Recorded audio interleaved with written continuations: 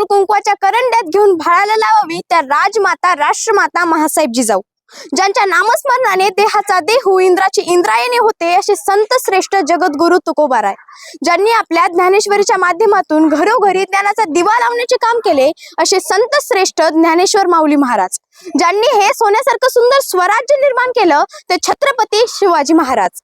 युवकांनो झेप घ्या, दिशा तुम्हा शरण येईल असे म्हणणारे स्वामी विवेकानंद, मुलींना चूल आणि मूल या संकल्पनेच्या जखडेतून बाहेर काढून शिक्षणाचा खरा मार्ग दाखवला ते क्रांतीसूर्य महात्मा ज्योतिराव फुले व क्रांतीज्योती सावित्रीबाई फुले।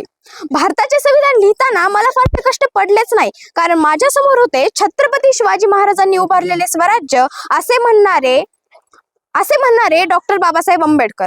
या सर्व महामानवांना, महामातांना, महापुरुषांना मी त्रिवार अभिवादन करते व माझ्या भाषणास सुरुवात करते।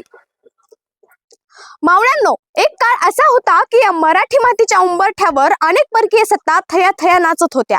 मराठी मुलखाचं सैन्य मुघलांच्या आरमारात खितपत पडलेलं होतं। शेतकरी हाडाचं पाणी करून जगत होता आणि अशा या परिस्थितीत सिंदखेडचे म्हाळसा राणी व लखोजी राजे यांच्या घरी एका तेजस्वी कन्येचा जन्म झाला।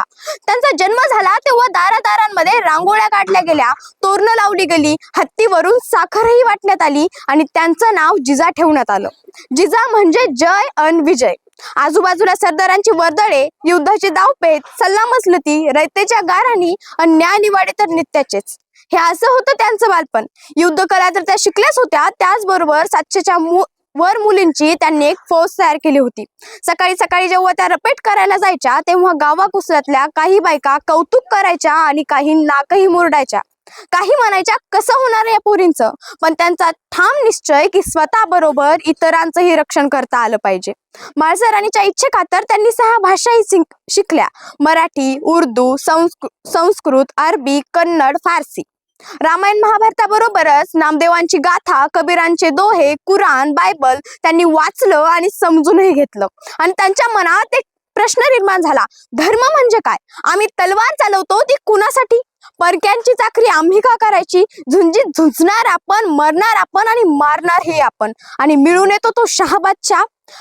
आपण स्वतःसाठी का लढत नाही आणि कसला आलंय होय पारतंत्र्यातलं मुरदाट जगणं? हे सर्व विचार त्यांच्या मनात एक वादळ निर्माण करत होते। अवघी रयत या अत्याचाराला कंटाळली होती। अबलांच्या अर्थकिंकाळ्यांनी सह्याद्रीला देखील जाग येत नव्हती। जणू काय प्रतिकार शक्तीच संपली होती। हा सर्व अन्याय, अत्याचार पाहून तळपायाची आग मस्तकात जायची। त्यांना प्रश्न पडला आणि त्यांनी वडिलांना विचारले, हे कोणी का संपवत नाही? स्वतःसाठी का लढत नाही? त्यावर लखुजी राजांनी उत्तर दिले, मराठ्यांनी याच भूमीवर आसमंताकडे बघून तुताऱ्या फुंकल्या, हर हर महादेवाच्या गर्जने ढाल तलवारी लढवल्या, पण हा समाज एक संघ नाही, तो विखुरला गेला आहे। जात धर्माची उतरण पक्की झालीये। पारतंत्र्याची चीड नाही की स्वातंत्र्याचं ओढ नाही। जिजा समाजाला बांधून ठेवतो तो म्हणजे एक संघ स्वातंत्र्य विचार।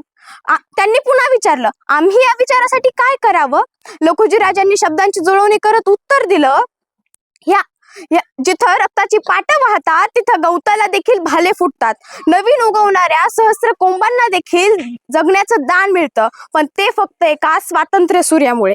पण हा सूर्य असा सहजासहजी वर येणार नाही, त्यासाठी पारतंत्र्याचा श्वास कोंडावा लागतो। मनगटात बळ आणून तलवारीचे घाव घालावे लागतात। अहो, मानव जातीला पेटून उठावं लागतं आणि पेटत्या मशाली हाती घ्याव्या लागतात। वडिलांचा हा एक एक शब्द त्या स्वतःच्या मनात साठवून ठेवत होत्या। त्यांचं स्वप्न होतं की या स्वराज्याला एक संघ स्वातंत्र्य बनवायचं, आणि त्यांनी पुढे हेच स्वप्न छत्रपती शिवाजी महाराजांच्या रूपात पूर्ण केलं। शेवटी 17 जून 1674 रोजी ही थोर राष्ट्रमाता काळाच्या पडद्याआड गेली। सह्याद्रीचे कडे पठार गोदावरी भीमा कोयना जिजाऊ तुमचे गीत गाती। सह्याद्रीचे कडे पठार गोदावरी भीमा कोयना जिजाऊ तुमचे गीत गाती। भाग्यवान आम्ही, कारण तुमच्या पदस्पर्शाने पावन झाली ही महाराष्ट्राची माती, ही महाराष्ट्राची माती। धन्यवाद। जय